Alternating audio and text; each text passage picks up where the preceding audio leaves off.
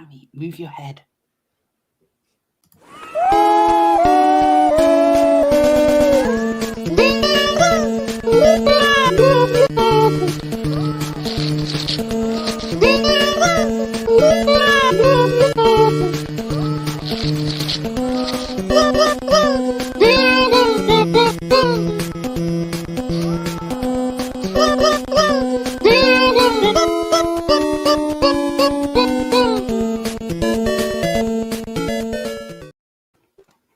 Hi everyone. It was a bit of a messy if I'm being honest. But I was learning about overlays, and if you're wondering why my eyesight might be kind of a little bit preoccupied, look who's joining me. Who it is? So cute. It's Cammy. Look at that stare! Wow. She's literally just sitting right in front of the monitor, like that. And so it's really, really hard to kind of see around, it. Cammy, it's all on you. She is not budging. She is not budging. Man, look at that stare! Oh my gosh. Oh, I mean, it's a stare of love. Yeah. It's a stare of love. I did notice that Mars just joined and then unjoined. And so I'm not sure what that is about. This is like the most messy intro of any of my streams ever. Hi, everyone, and welcome to this week's Seal of Approval. Joining me this week is the lovely Sarah Higdon. Thanks for coming back on. Yes, thanks for having me again. And someone who I've been dying to get on the show for a long time, and that's Zach. How are you? Good. Thanks for having me, Rose. I'm really glad to finally get you on because I've been wanting to kind of talk a bit more about the biology when it comes into the trans debate, because I think there's quite a lot of misconceptions specifically from the trans side.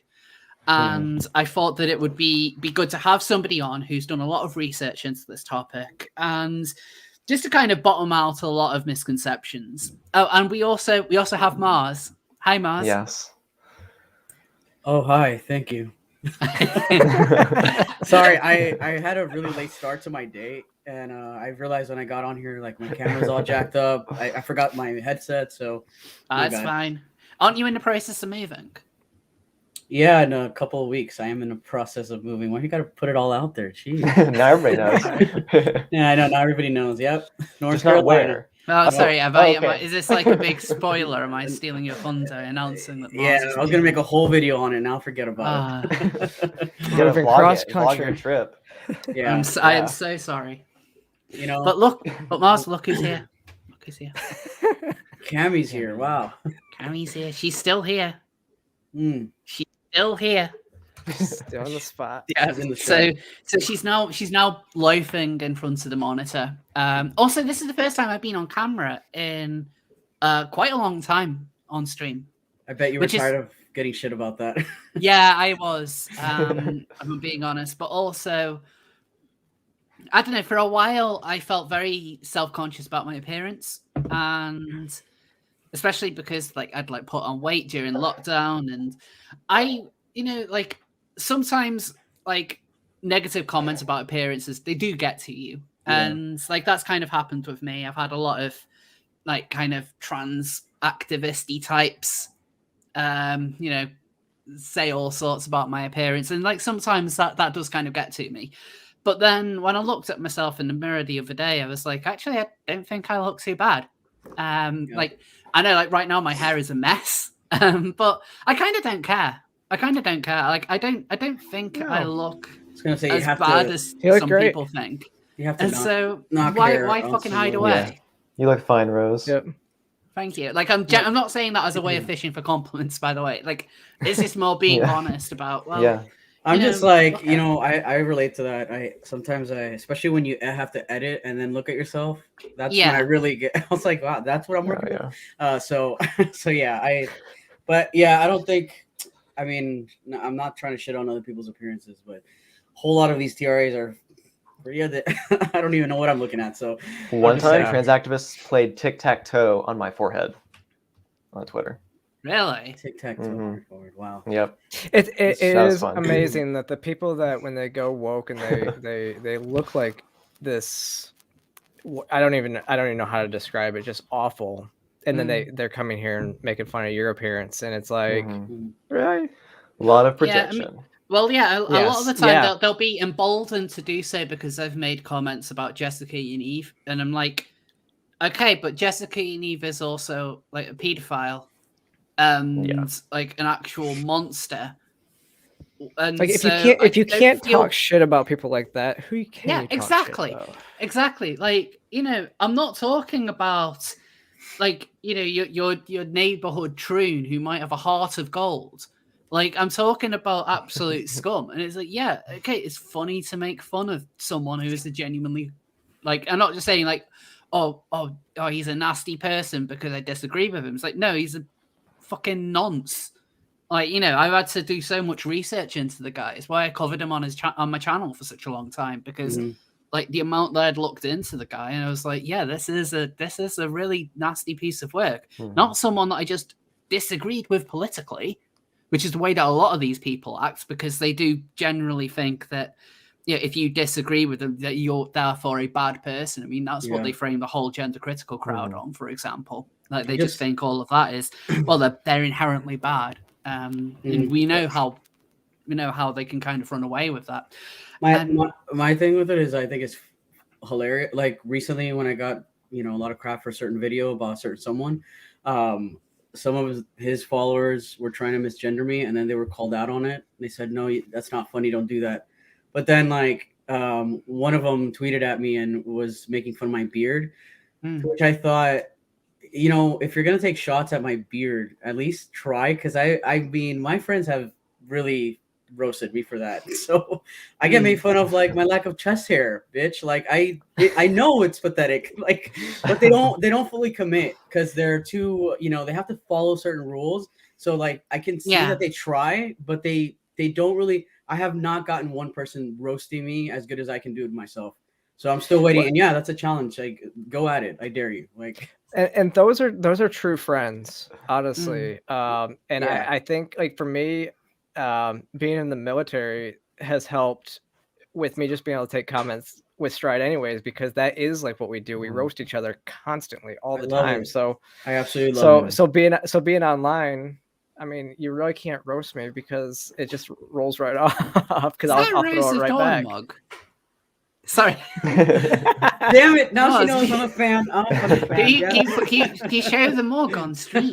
I do, yeah. I gotta guys, you can. It's a big deal. Yeah. There it is. You can get the Rose of Dawn mug. Yeah.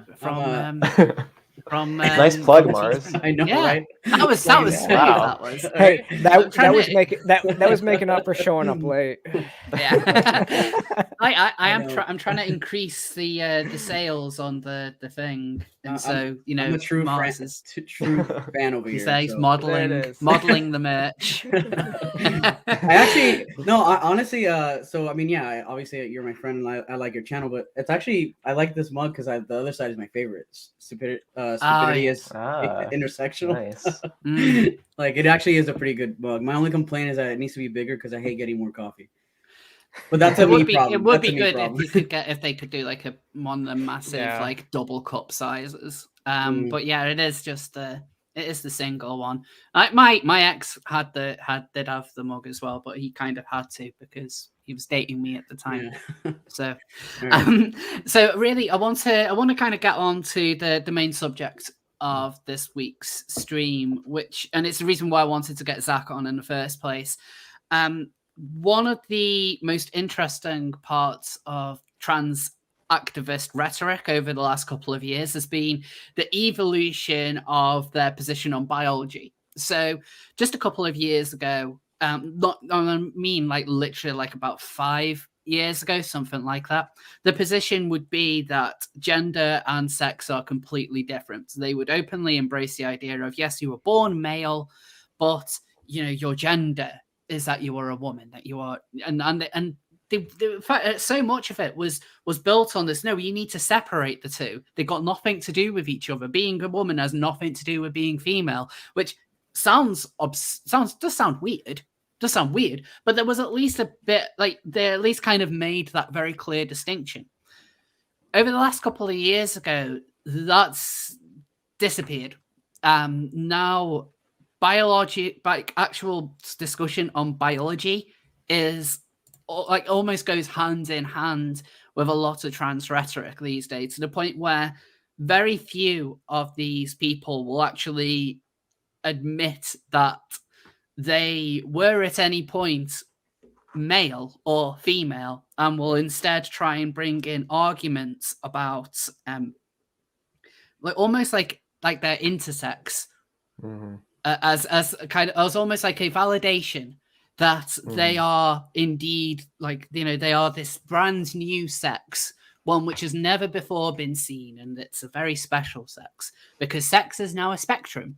So Zach, so tell us why sex is a spectrum, because it's apparently an undisputed fact. So they claim that sex is made up of these various parts: chromosomes, genitals, gonads, hormones, and that all these parts can like be independent of each other. And that, oh, if my brain develops in a more feminine way, let's say, and I'm a male, then I'm really a woman. And then they'll say I'm female. And the problem is they're using terms like female in ways that do not relate at all to the actual biology of sex. They're not scientific at all. They're just making this up. For example, all of those things: chromosomes, your gonads, hormones, genitals, they're all dependent on each other. You are conceived with chromosomes. You have genes within those chromosomes, and certain genes determine which path you will go down, which sex you will develop as. For example, if you're a male, you'll have the SRY gene usually, and that SRY gene will trigger gonadal differentiation into testes. Your testes will then produce hormones, and those hormones will help build the internal reproductive structures of a male, like the epididymis, the vas deferens, the seminal vesicle, and then you'll develop a penis and scrotum, and the testes will descend. And so that is developing down the male pathway. But they will point to conditions where you develop atypical chromosomes, or atypical gonadal tissue, or atypical hormone levels, or atypical appearance of your genitalia. And they'll say that these people who have these atypical development disorders are not male or female. And then they'll use those as a gambit to then bolster their own identities. And it's not true at all. It's completely opposite of, like, people who are trans who say that they're the opposite sex, they almost never have any disorder of sex development in utero. They develop as typical males or females. So when you talk about these almost like sex mutations, let's just say, are they're talking about intersex, aren't they? Yeah, they're talking about intersex, and colloquially it's called intersex. The specific scientific term is disorders of sex development. And it's just intersex is a political term for like 40 plus different conditions that you're born with that affect your reproductive tract. And it has nothing to do with how you identify or anything like that. But they bring that up all the time.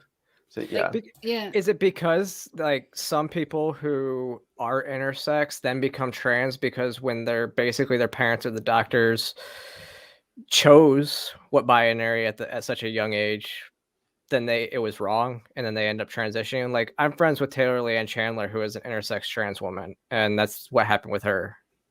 Usually it's really rare, but sometimes, especially in the past, like infants who are intersex, like take a female with congenital adrenal hyperplasia. In this condition, you develop what's called a virilized clitoris. So it from overexposure to androgens, you kind of develop more a masculine-looking appearance on the outside in terms of your genitalia. But it's still a clitoris, still a labia. You have the internal reproductive organs of a female. But doctors sometimes in the past would look at that and they would either do a cosmetic surgery on you. So they would take that masculinized clitoris and then maybe turn it into basically do SRS, sex reassignment surgery, and make them look like they're males, right? And raise them as males.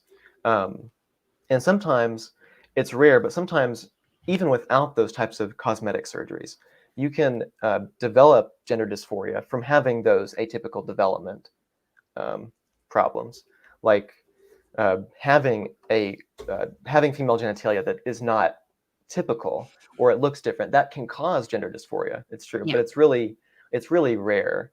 So those are cases that can happen, but it doesn't make them male. It just makes them a female with gender dysphoria.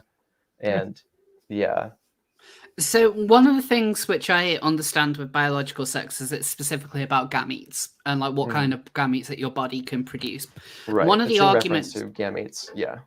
And so one of the arguments that trans activists will often make is that if you had if their body is not capable of producing either of those, that therefore means that they aren't male or female. Right. Have you heard them make I've that heard kind that of a lot. argument? Yeah.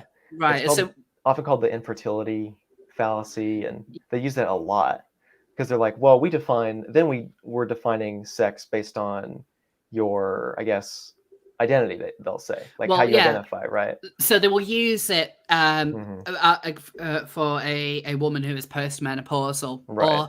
or I've seen a couple of them that were like trans women and post-op. They'll say, well, my body's, I've had my gonads removed, and so I can't produce any of these anymore. And so therefore, if I'm not producing it, then according to you, I'm not male. I am now my own special sex, and there isn't really much differentiating me from a woman. Except for a prostate. Yeah, except for all the reproductive organs that you have. So, for example, there's a good analogy to this. So, all biological systems have two parts. They have structure, which is like the physical traits, and then the function of those traits. And so take something like eyes, or people who are blind, right? Most people who are blind, they still have their eyes. They have the structure, but the eyes aren't functioning, right? And so with sex also has structure and function. The structure is the internal reproductive organs, like the gonads and the internal genitalia, and the external genitalia. And the function of those systems is to produce and release the either gamete type. Right. And so if you're not presently producing gametes, we can still observe your sex based on the structures that you have, even if they're not presently functioning. Right, which would have developed since you were in the uterus, really. Yes, they're genetically determined, and they develop in utero, and you have those structures, the gonads, the internal reproductive ducts, which transport the gametes, and then the external genitalia, which releases the gametes for males, and then you birth through for females. Yeah. So is there ever a situation where the body wouldn't be affected by either one of those gametes, where they could be developed in the womb without either male or female gametes? There are cases of where the fetus doesn't develop gonads fully. Right. And the gonads obviously are the gamete-producing tissues. Yeah. So there's a case called Swire Syndrome, which is where you have XY chromosomes, like a typical male, but the SRY gene on the Y chromosome, which determines sex for males, is inactive. Right. And so you develop streak gonads that aren't differentiated at all into ovaries or testes. But the catch is, because you're not producing two hormones that would be there from the testes, anti-Müllerian hormone and testosterone, because those are absent, you develop internal reproductive structures, uterus, cervix, and vagina, like a female, and you develop external genitalia like a female, clitoris, vulva, that kind of thing. Right. So even though your gonads aren't developed at all, really, you still develop the internal structures, the reproductive ducts of a female, and the external genitalia of a female. And so in that, so if you were to have that scenario pop up, that would lead to a biologically female person. Yes.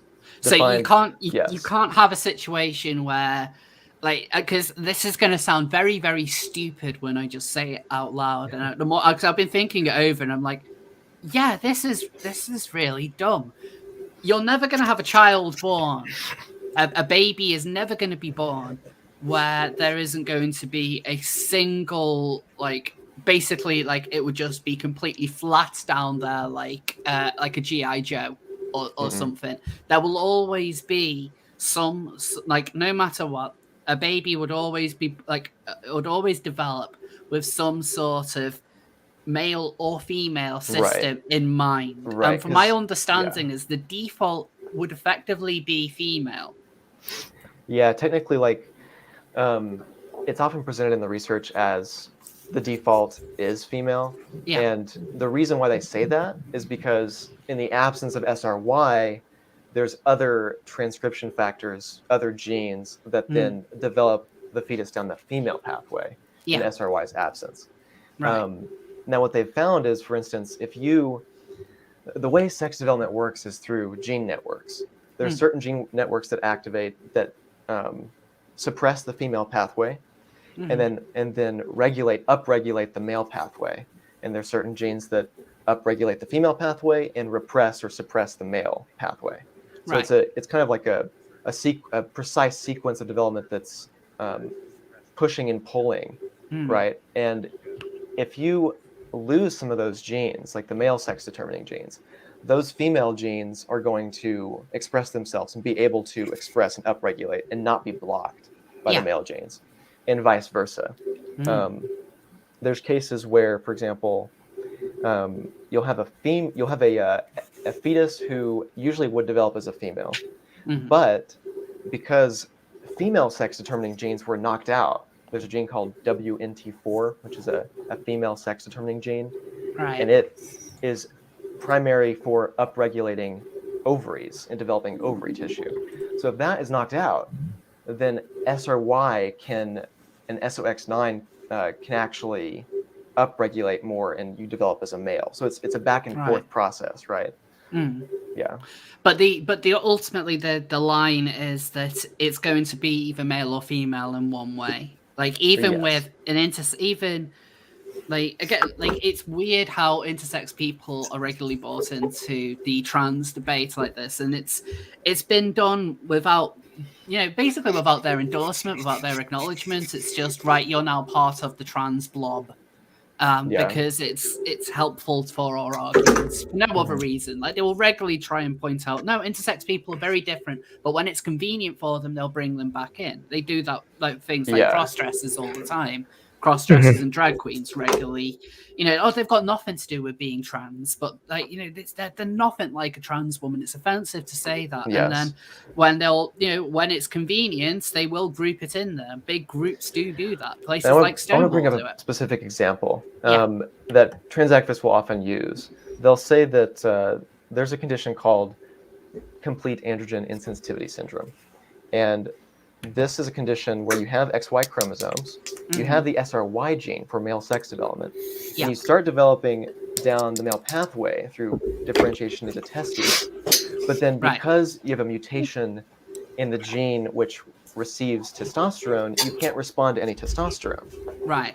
So your body then goes onto the female pathway, and you develop female primary sex characteristics. You have female genitalia, and you can never respond to testosterone, so there's no way to actually become a male that way. And they often use that condition because they want to compare CAIS to trans women. But the difference is trans women have a genetically determined male phenotype at birth, completely. Yeah. And then women with CAIS have a genetically determined female phenotype at birth. And that can't change either. So neither the trans woman's phenotype can't change because of their genetics, and they're males, and neither the CIS women, their phenotype cannot change because they're females genetically, and so, or determined genetically and through their phenotype, and that has nothing to do with trans, that condition. But they use that all the time because they want you to think that, oh, this is a male who has a female phenotype, and trans women are also males who have a female phenotype, they say, right? Or trans women trying to mimic the female phenotype. So that's why they use that comparison.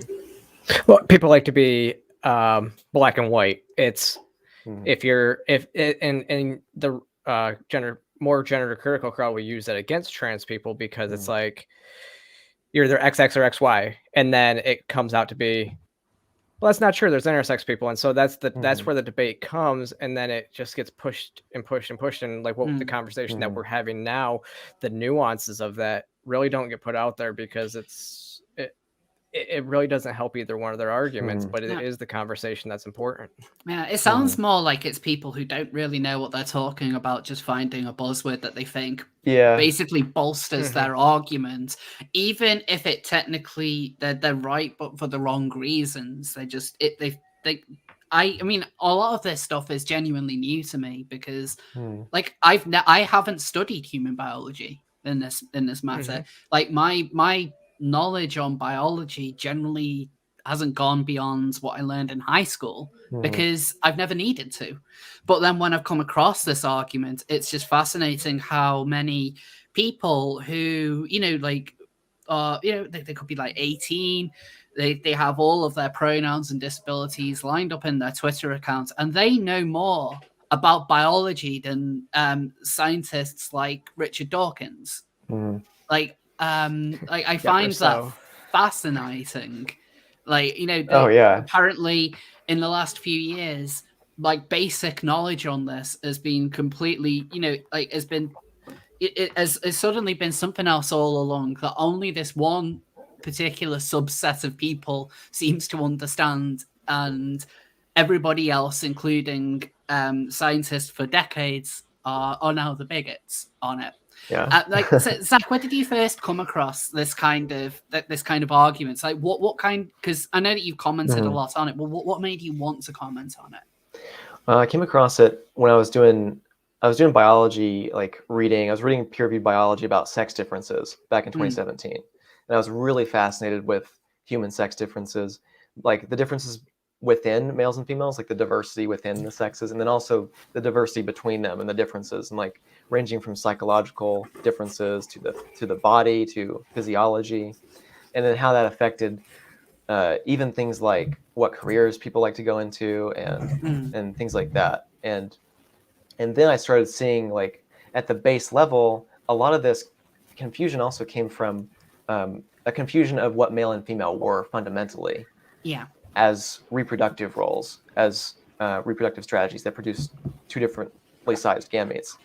And I saw so many arguments about how sex exists on a spectrum, how male and female are social constructs.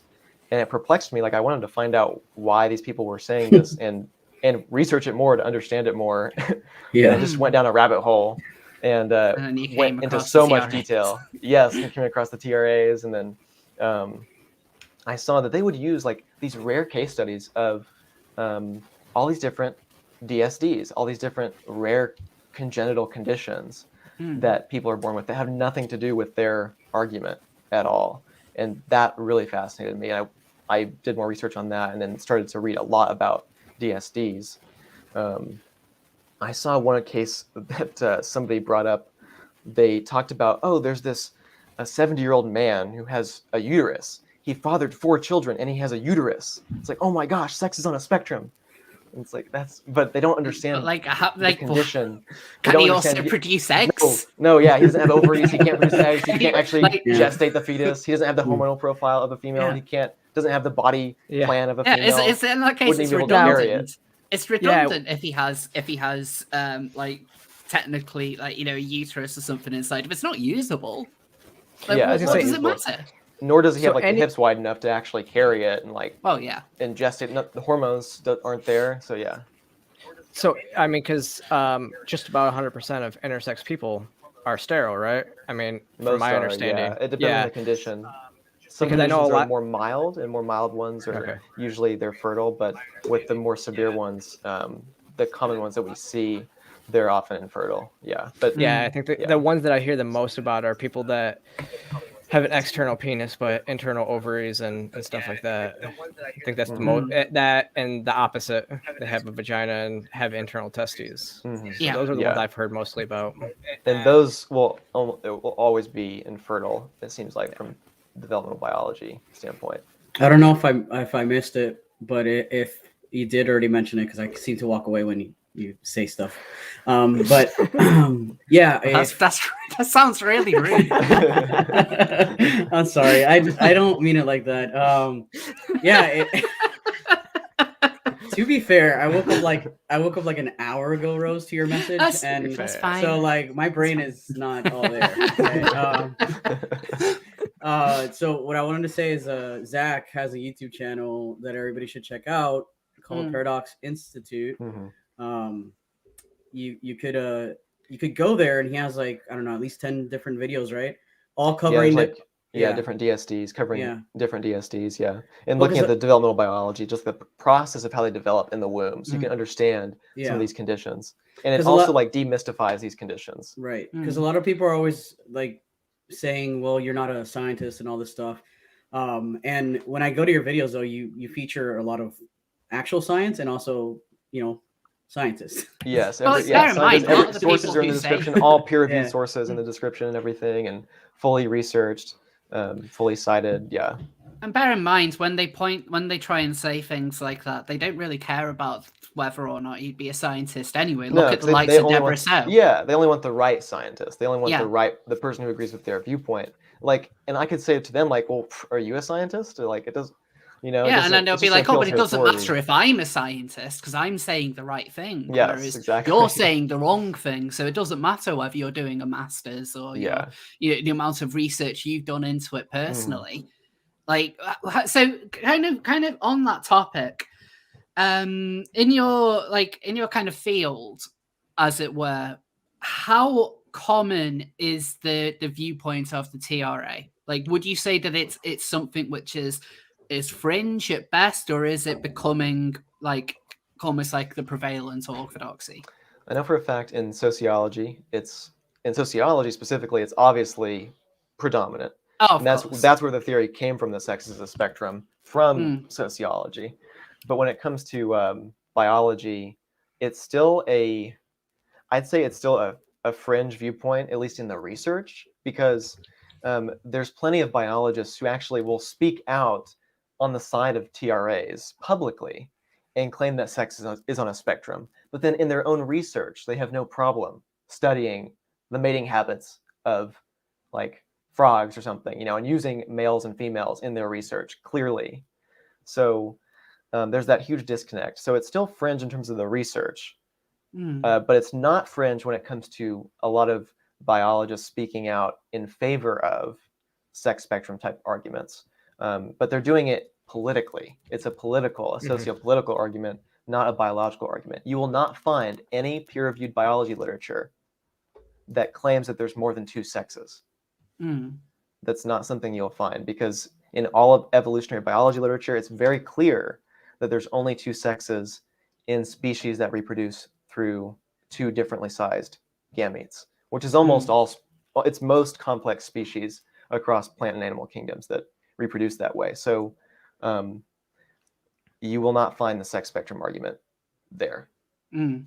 That's common among everything that we see in society today. I mean, you look at headlines of news articles and they're completely misinforming, but everybody just reads the headlines. They don't actually read what's in the article.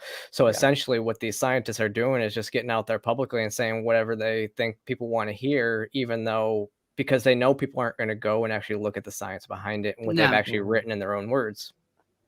Or they won't believe it if people like us come out and speak and put their own information. People are like, oh, you're just a bigot. Yeah. Oh yeah, they'll just dismiss it like that. Yeah. Like, I've seen articles on. I was just going to say, I've seen articles on trans activists posting about fungi. They'll post articles on fungi and say, oh look, this fungi has 20,000 sexes, and like the ironic thing is that they're not actually understanding what they're posting.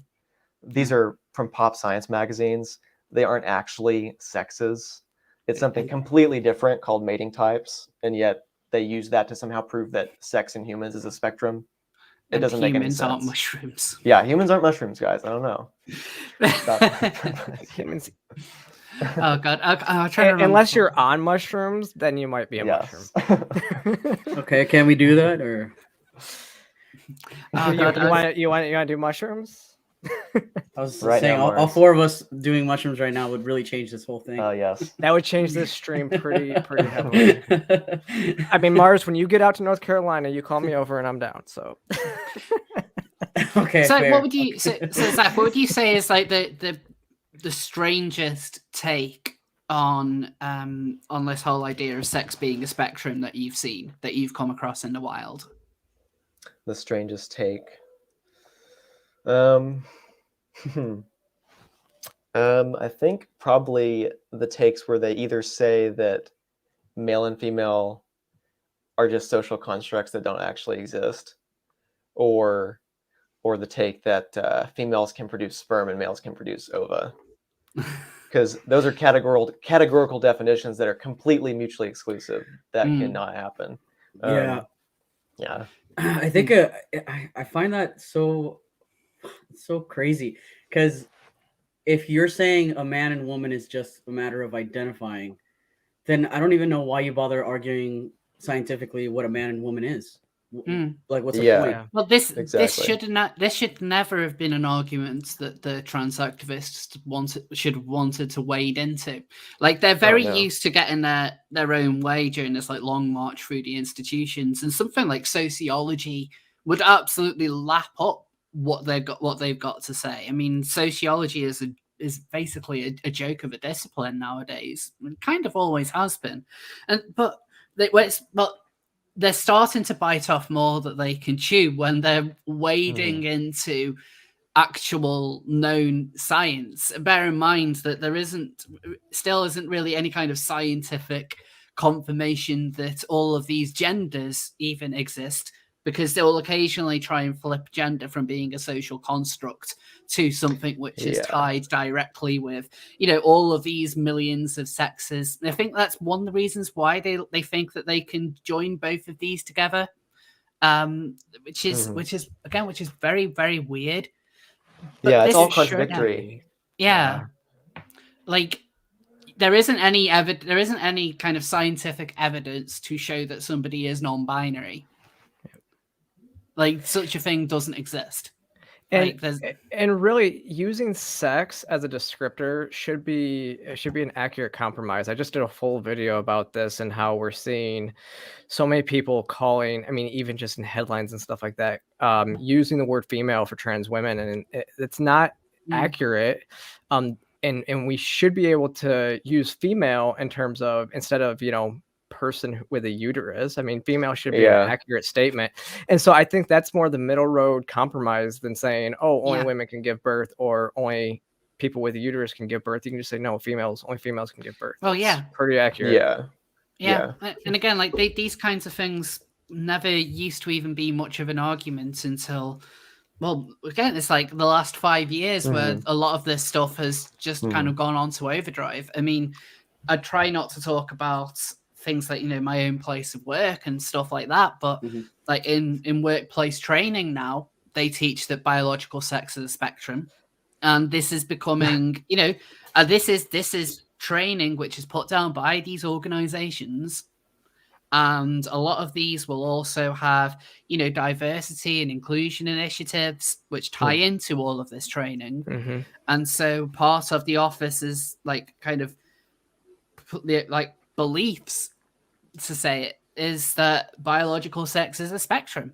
And like, this is why it's important. This is why we kind of have to talk about this, because even if it's complete nonsense what these people are coming out with, they do have a real world impact on this. I mean, we've seen how the Labour Party in the UK, like, granted, it's the Labour Party, they are daft, but like, they are being quite willing to eat up a lot of this. Well, like, some men can get pregnant, some males can get pregnant, using specific wording like males. They even with you might have the Tories fight back against it, but all the Tories are going to do is just say, isn't that silly? But they're not going to do anything, and give it about 5 or 10 years. and you'll have the Tories saying that males can get pregnant, and that it's a fact because they don't actually conserve anything. Like you said at the top of the video, was that like it used to be that you could say, you know, it was women was separate, and now they want to conflate the two together. And it's like now they use it interchangeably. So it's flipped completely, because it used to be the more gender critical crowd that used to be like, no, they'll use them both interchangeably, and now it's the opposite. In fact, the trans community used to be very careful not to step on the toes of the intersex community.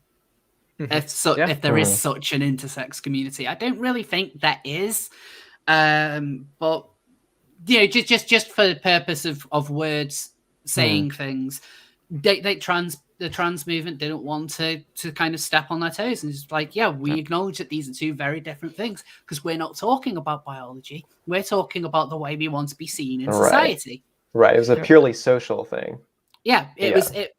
Until very recently, it was purely social. But the trans movement has changed dramatically in the last 10 years. I mean, we've gone from like the simple understanding of a trans man and a trans woman to non-binary and gender being a spectrum, and now sex is a spectrum.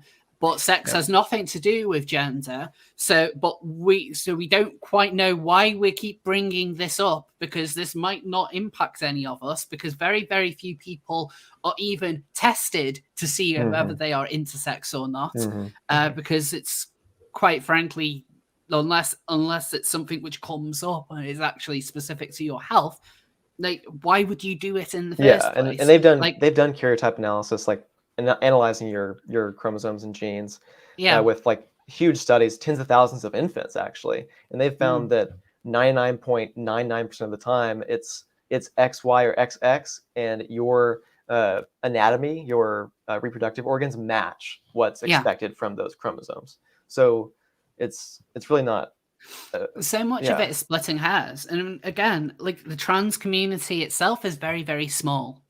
It's a very, very small subsection of society, and so is intersex people. Like, we're talking like really even when there's a crossover between the two, it's relatively minute.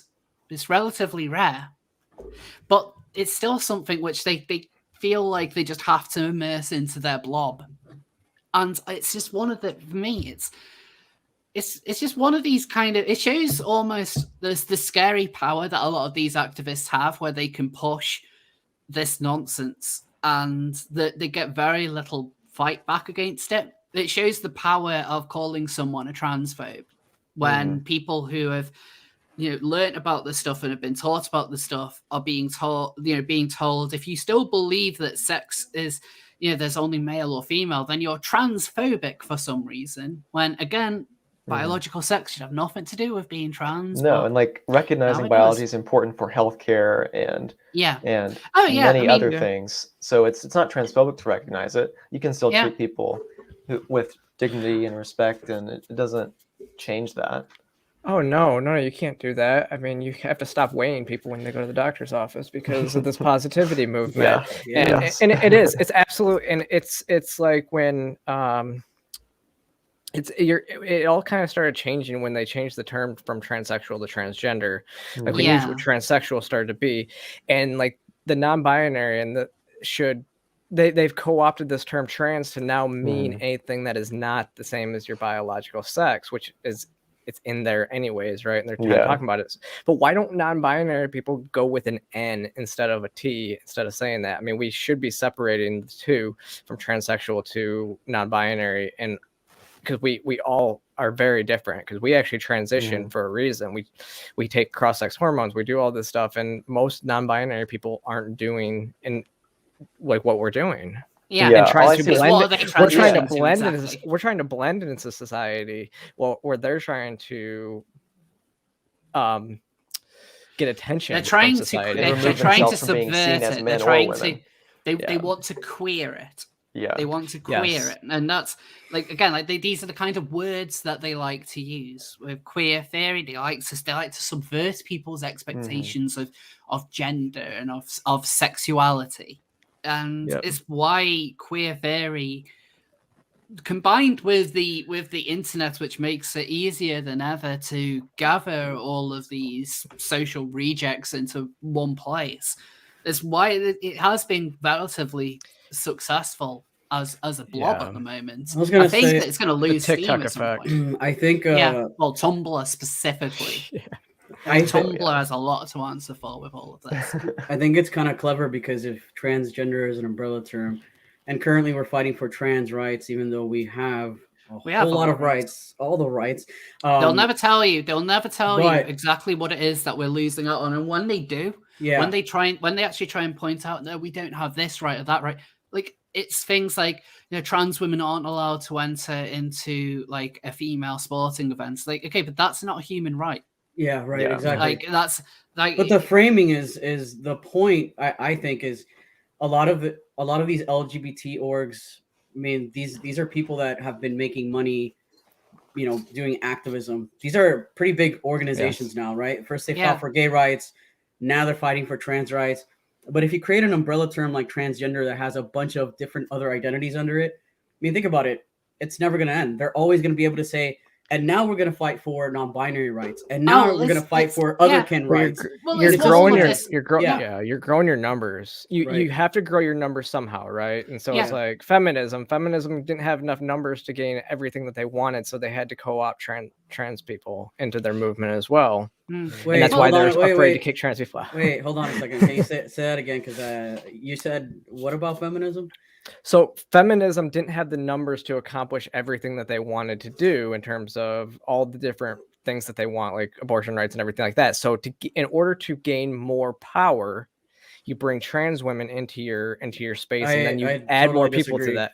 I don't think that abortion rights did come in before trans women would have been more mainstream. You'd been talking about there's a lot of feminism. The lone tranner at the protest, like back in the 70s. But you add trans people, and then you start adding non-binary people. You start adding all these other people to their. That point I get where you're coming from. That point reminds me of the like the intersectional coalition strategy of like we get all these minorities together into one party, so to speak, or one movement. Yeah, I was gonna say, but entirely that. And what I find funny about. What I find particularly funny about the likes of Stonewall when they take on all of these, like, you know, we're now fighting for trans rights.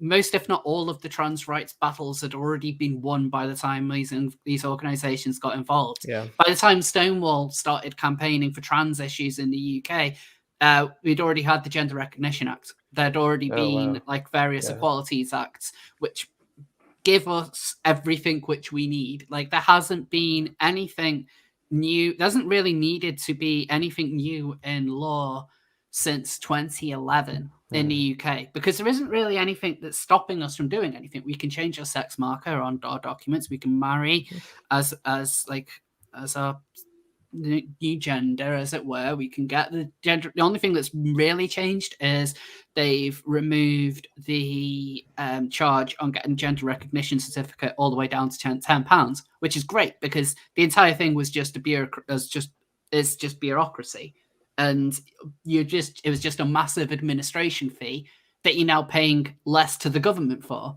So I'm all for that because it doesn't really take them all that much.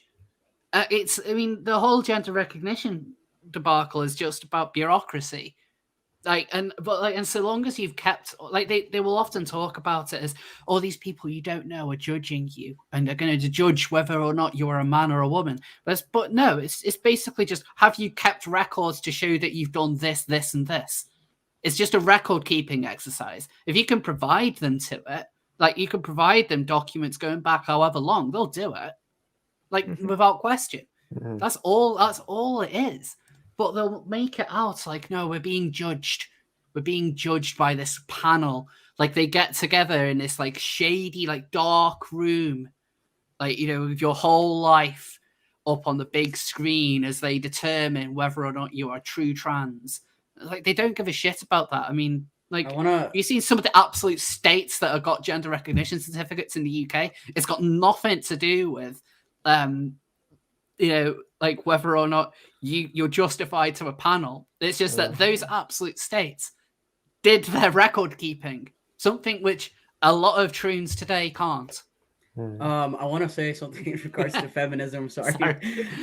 So, in my opinion, I have some criticisms of probably all kinds of different feminists, because there are different branches of that. I didn't know this until probably like a few years ago. I think liberal feminism is basically trash, which is when I say that, it's those are the people that are saying trans women are women, trans men are men over and over again, and trying to do this whole intersectionality shit that doesn't work. So, and also liberal feminism to me is what kind of skyrocketed, feminist into the media a few years ago, where people were always just making fun of them, which I understand why everybody was like completely shitting on feminists, because when you're getting a bunch of liberal feminists saying really stupid things, yeah, there's a lot to make fun of. But to be clear, that's not every feminist. Some feminists are not like that. And personally, my issue is with liberal feminists that are just saying garbage to appease some of us. And also, I don't like it when anybody, not just a feminist, is all about like focusing on the social aspect and completely dismissing our biological differences, because everything becomes social. Oh, you act like this because it's social, and I just don't believe that entirely. Then finally, sorry, somebody said feminism has become pointless in the late 2010s and moving forward with 2020s. My God, I don't know why that was so hard for me to read, but I also I also disagree. I don't think it became pointless. There's a lot of bad shit happening to women. I don't think it became pointless. I think it seemed like it became pointless because their focus was such a mess.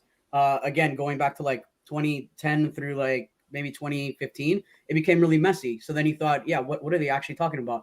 And then now, obviously, you can't even say it's pointless. Now, obviously, there is something for them to fight for. So, and they're not fighting for it, and that's what's sad, because like no, they are fighting. Some of them are fighting for it. Some, and you're right, and that is that, and you're absolutely correct in terms of different types of feminism, because you have first wave feminism, which absolutely are the people that are out there that fought for Title IX back in the day and are still fighting for Title IX. But yeah, third wave feminism is a cancer to society, and that's when I say feminism, that's exactly what I was talking about too. Because first wave feminism is just essentially women having equal rights that not everybody that they didn't have before. And there's an interesting difference between like first wave and then going into the third wave, where like the first wave, and to a degree the second wave, very much so viewed men and women as equals in terms of their value, but did not ignore the important differences when it came to like their reproduction or other physical differences or even psychological differences on average. But third wave feminism, it's equal and same, no difference whatsoever on it's all anything. equity based. Yeah, and it's all equity based. Yeah, but I mean, you could see the similarities with like trans people, right? We were fighting for something different 20 years ago. Now, what are we actually fighting for? Like it's the now extremes take over. Other. Yeah, it's like once you get it, and this is what I always, you can look back in the history, and it's always, you talk about 2015 in the US is when gay marriage was legalized, and 2016 is when the first bathroom bill was passed and brought on this revolution of trans people and caused people to there it is right there. Grab like, it's on. so obvious. 2015 it got legalized. What happened next? They needed something to fight for. Exactly. It's like, come on. Yeah. Well, yeah, they needed to. They needed to be able to justify their existence. And liberals in Charlotte, North Carolina created that. They passed a bathroom bill where there was never any issues. Like trans people have been using the bathroom forever. So why do you need to clarify it? Yeah. But they did. And then the state then the Republican governor and the Republican led state flipped it and said, no, you can't use the bathroom that you identify as at all, no matter whether you're transitioned or not. You have to use it of your biological sex. And thus this whole trend came up because they need numbers again to be able to fight against the state. Fascinating, isn't it, that they basically make their own problems and then have to fight Yeah. against it in order to do something about it. When there's never been when it comes to things like bathroom laws, like I'm not scared of them ever bringing in one of those because they're impossible to really. Yeah, you can't enforce you can't it. do Yeah, you can't do it. exactly. Like I've been to like places like the UAE, right, where it is actually seen as illegal to effectively be a trans woman over there because the way the law interprets it is when I was in the UAE, effectively I was a man pretending to be a woman, so I could have been arrested at any point. So no problems, there was never anyone guarding the women's bathroom, making sure that no tranners were going in. When I went to queue up for things like buses, I was still ushered into the women's line, which was always empty. And so I was always served straight away by the same guy who would be serving the men, which was really, really weird and kind of cool just to get that weird preferential treatment somewhere in like a society that actually does treat men and women differently, like in the UAE. Like I know there's going to be plenty of situations where women are going to be treated worse, but if you're queuing for buses, yeah, like I managed to get on the bus quite easily. Oh, and I got a free taxi as well. So that's a great argument for why the bathroom enforcement would not work at all. And it's Well, yeah, it just simply couldn't. And so when I've seen like plenty of trans activists in the UK believe that it's something that will be brought in at some point, or at least they tell people that it will. And I find every single one of them who push this lie utterly reprehensible because they are knowingly spreading fear. They want to spread fear because it's beneficial to them, because they want to always look like they're fighting against a cause. But like they're telling people that something that's going to be impossible to police and wasn't an issue until they brought it up themselves. They're the ones that keep on going on and on and on and on about bathrooms, and then eventually they're like, you'll get a couple of people that are like, yeah, hold on, look at that massive bloke with a big beard who now calls himself a woman and could wander into the women's bathroom. I don't want that. Something must be done. And it's like, well, yeah, because you're the ones who've declared that person to be a woman and that she is free to go in there whenever she wants. Because there are no categories anymore. Yeah. Oh, I got a super chat. First super chat of the stream. Volcanius Rex with the $4.99. Thank you. They have to fight against ideas and abstractions because that makes it easier to shift goalposts. Actual threats can be defeated, not ideas. Oh, yeah. Absolutely. Because they've only got ideas to fight against. Yeah. Like, what threats do like when they talk about things like how there's a violence of epidemic, like an epidemic of violence against trans people? Where is it? But the thing about it is, there wasn't really much of an issue, and then we created an issue. Yeah. And now, at this point, what I think is going to happen is there's going to be actual backlash and possibly an issue with our rights, whatever that means. And then we're like, I think there is going to be an issue here soon. And then we're going to have to like actually examine all these things that some of us have been looking at, which it's like, why are we shooting ourselves in the foot, you fucking idiots? I don't know. No, you're right. We absolutely. I mean, the activists on the left hand side of this thing, they are pushing so hard, and it's the same with like COVID and stuff like that. They're pushing so hard that people are waking up, and people are tired of other people bowing, and they're tired of being told what you have to do or else you'll be canceled. So they're just like, you know what, I don't care anymore. They've been so desensitized to even just being called names. I mean, that's what they do. Is like, you talked about calling somebody transphobic has been, it doesn't mean anything. Calling somebody racist doesn't mean anything. All they mean is somebody who disagrees with my opinion. Like, that's it. So it makes those words mean nothing. Yeah, and like they haven't meant anything for a long time. Yeah, it's true. And it's I do think that eventually all of this will blow back against them. But it could also go either way. And I think a lot of it's to do with two things.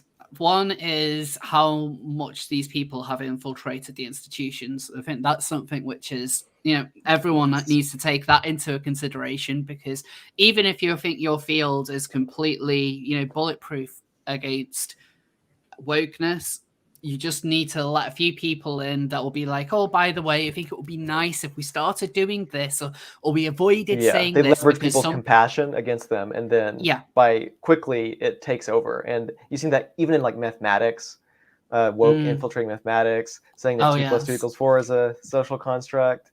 Yeah. Meanwhile, the planes are crashing into the ground because you're not calculating. Yeah, I've seen people who do like different types of stuff for organizations, like consulting work, like are getting calls now, like for people to come in and train their employees or help them again, because they're like, the literal quote from the businesses are, this woke shit doesn't work. So what are we supposed to do? And so now they are coming back and trying to figure out what is the middle ground and what should we be doing in this in the stuff. The problem is like you said, who owns the organizations? I mean, all you have to do is go on TikTok and see all the queer teachers out there. And I just a recent video about that as well. And so you have all these teachers, and whether it's I mean, this is a US thing where it's like all these teachers teaching queer theory and teaching CRT and then bragging about it on TikTok, even though it's not technically, they say it's not being taught, but they teach that instead of actually teaching arithmetic and math. It's more worried about teaching social justice than teaching what they need and what they should be going forward with. And it always brings in problems because it's designed to create drama or like tension between people, weed out the undesirables, the people who aren't going to fall in line. And it's sad when you see by pitting people against each other, and then and it's sad seeing it happen, and like especially with the amount of people who just let it happen because they just want to be nice. And it's like, well, we don't want to upset anyone, so it'll be easier if we look at our maybe we are all a raving group of racist transphobes, and eventually people I in my place of work, I'd like done speeches and stuff based on like trans stuff. I wouldn't be able to anymore. I won't be able to talk about any of this. At the time, I had like high up people that were like hanging on to every word that I said. I made it very clear. I wasn't going in there saying, everything is stupid, bullshit, trans stupid, that kind of stuff. It's very, very professional.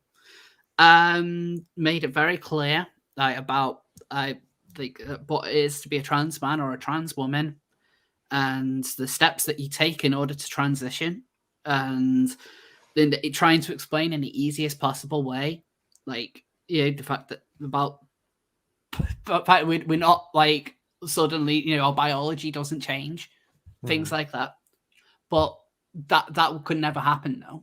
Like it simply can't, and it's because like my place of work deems it as part of their policy that sex and gender are both spectrums. And so I would not be able to speak against it.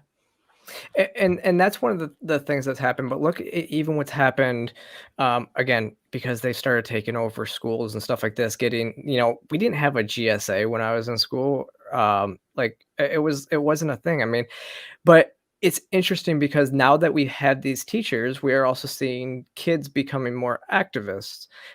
Whereas I grew up, in the 90s with the goth phase. I think we talked about this last time I was on here. It was like, we used to have the goth phase, and now not only are they being trans has taken over like the goth phase, but they grabbed onto something that's activism, and almost that's more even being pushed by queer teachers and queer theory.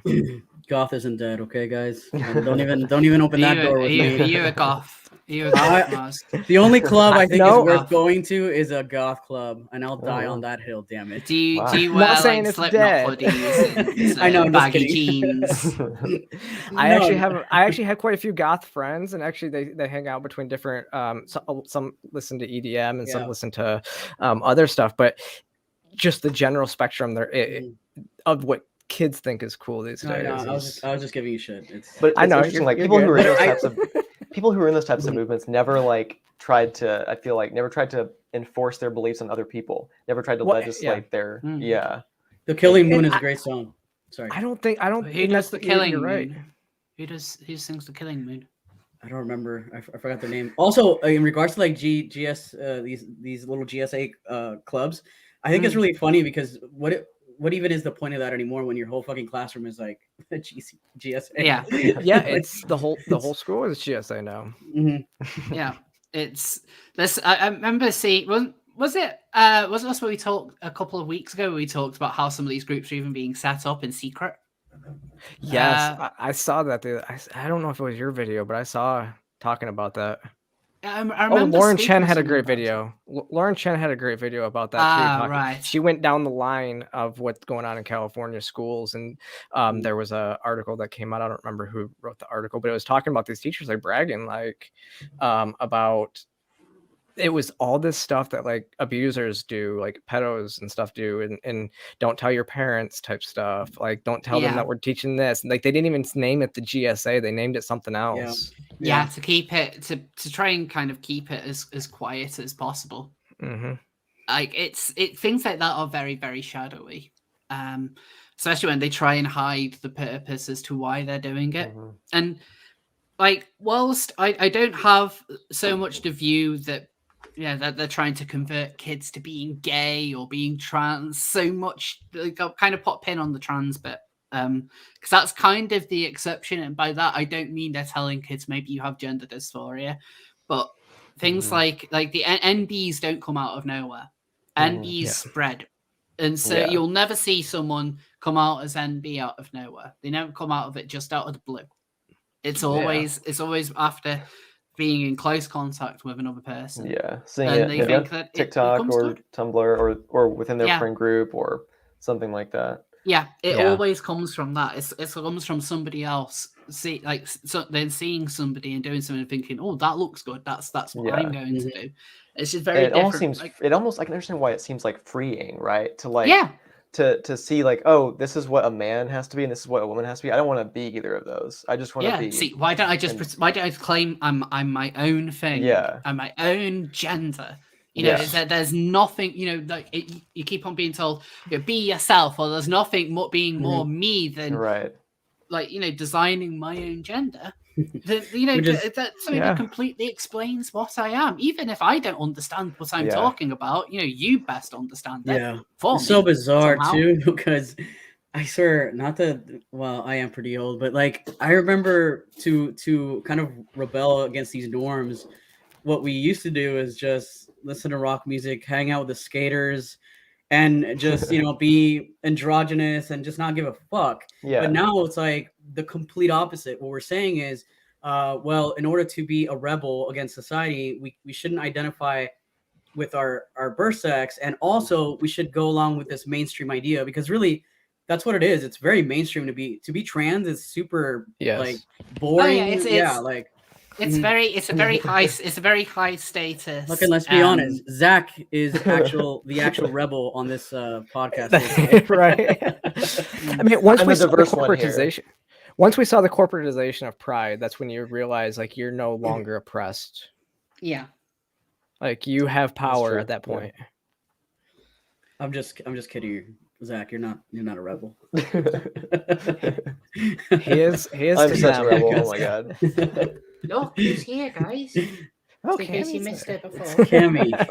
It's Cammy. Cammy is so fluffy and so soft and huge, actually. And huge. Oh, she's big. Look, like damn! Look at that cat. Wow. That is not even a cat. Is it a cat? I don't even think it's a cat anymore. I don't think no. It's just a plush doll. It's a baby tiger. So this week's stream is just going to be a short one because I'm quite ill at the moment. Just to like I've been ill over the last week and I'm kind of feeling a bit floppy at the moment. So I'm going to move on to a subject because I know we haven't gone over the seals of news. I didn't think you were doing that. But we do have. We do have the seal of the week. Oh yes. Oh, okay. The seal of the week. Scottish seal pub turns up at pub. So here is a seal. Is that a drunk seal or? The seal went to the pub. There he is. Could write a children's book about that. Right. Oh, so Just don't name it a walrus. Yeah, we already covered that. Yeah. So the seal took a 300-mile journey and went to the old Lock and Ware in Hanham. That's a bad place. I bet you can't say that 6 times. Oh my god, yeah. I can't. I'm not even gonna try. So after calling the RSPCA, Mr. Rowlands was told to let the pup return to the water, but the seal waddled back and reappeared at the kitchen hatch at the pub. What So the seal just really wanted a pint. The seal just really wanted a pint. Just give him. It looks drunk right there. It really does. Eyes glazed over. Oh man, that's funny. Oh, so it wasn't a local seal at all. He wasn't like he was going down to the local. He wasn't going down to the local. Traveled quite a ways then, yeah. Yeah, he actually went all the way for a pint. It doesn't even say whether they served him or not. They better have, honestly. The best had done. He went that far. Yeah, he went that far. He deserves one. Exactly. So for free. Hydrate. So normally, at the end of the show, we would do see who gets this week's seal of approval. But I think I'm going to make an executive decision because if we did that, it's kind of obvious who would win this week. Who? Zach. Oh my fucking god! What did you think I was going to say? Mars. Yes, I did. Obviously, Mars. Right. Mars So every week. I've literally look. I'm a little salty. I've never won one of these things. It's fine. Zach comes in and just the first time I show up, I just get one, just without doing anything. Executive No, decision. but Zach's been really interesting. Yeah, no, he's been interesting for sure. I could go on and on for a long time about biology. Yeah. So I'm going to put in links to Zach's channel below. Yes, everybody should for the rewatch. People who are watching this in the rewatch. Cami is kind of just sprawled out on my lap. I'm trying to pick her up for like one more time just so people can see her. Yes. Okay. She's so floppy. She really is. Hail Hitler. Don't do that. We all know how that ends up. You gotta cut that out. Oh my god. That never happened. So I'll just go to clip it. But thank God I'm not in Scotland. Yeah, yes. That's true. So anyway, I want to thank my special guests for this evening. So thanks Zach, Mars, and Sarah for coming on. Hope I can get you all back on again at some point. Yep. Hopefully, I'd love to be back on. Yeah. So so at this point, Seal of Approval will be back next Wednesday with a full episode. I should be 100% better by then. I'm definitely feeling a lot better today than I was yesterday, but I've got to take it day by day, take it as it comes. I have been working on another video, which I wanted to get out over the weekend, but I was ill, and so I just couldn't. But I'll get it out. Yeah. So next week will be a better week. We're also going to play Halo next week with Zach. Yes. Yes. Nice. I look forward to that too. I'm gonna try and stream it. I'm gonna try and stream it on Twitch. I hear you're really good at Halo. Like excellent. I'm okay at it. Actually, Mars, you had a really good game that the other day one time that you showed me. I did. You got crazy. like 24 kills and no deaths. That's pretty good. I know. That was actually I didn't know you were crazy. that good. That's really good. No, well, I'm not always that good. I don't know what happened that game, honestly. Charity was late to the stream. Like Charity it's ending now. YouTube didn't notify me of this. Wow. I'm gonna get anyway, Charity, you need to let me know when you're next free to come on Seal of Approval. Anyway, so I got another super chat. Thanks, Faith. Faith Malcolm. I kind of feel like I vote for Mars. It's kind of I appreciate that, even though it seems a little kind of like pity, but I'll take it. Mars, You got to put gagging for lits post comment on there. That one's a good one. Thanks, Zach, for Zach. Oh penetrating my us with God. your wisdom. That's what I was laughing You're about so earlier. welcome. That should be like your new thing now, Zach. Yeah. Excuse me, I'm just gonna step into this I'm gonna, conversation. let me just penetrate you with my wisdom for a second. Hail Hitler. Yes. Oh my god. Actually, have you guys? There's a cat online. My ex used to know the owner, but it was Little Adolf because it had the mustache and everything. Oh yeah. Cats of Instagram, man. I'm telling you. Oh, I love seeing Kittlers. They're really cute. They're really cute with the little moustache. So anyway, thanks everyone for tuning in. Thanks. Sorry that there wasn't a normal video this week, but You're I'm good. ill. I will get things out again when I'm not ill. Well, thanks to my lovely guests once again, and we'll see you all next time. Bye. Thanks for having us on. Take it easy, everybody. Bye. Peace. Hold on. Halo match for Seal of the Week. Oh my god. All right, I'm down. Wow. So Wow, like yeah. what? So we have Oh my to God. we each like so basically we have like a big death match and each person has a seal of the wow. week, and whichever man. one wins, that seal gets the seal of the week. I better I don't know. practice. I'm down. Let's do it. Anyway, Yeah. anyway, thanks everyone. Bye.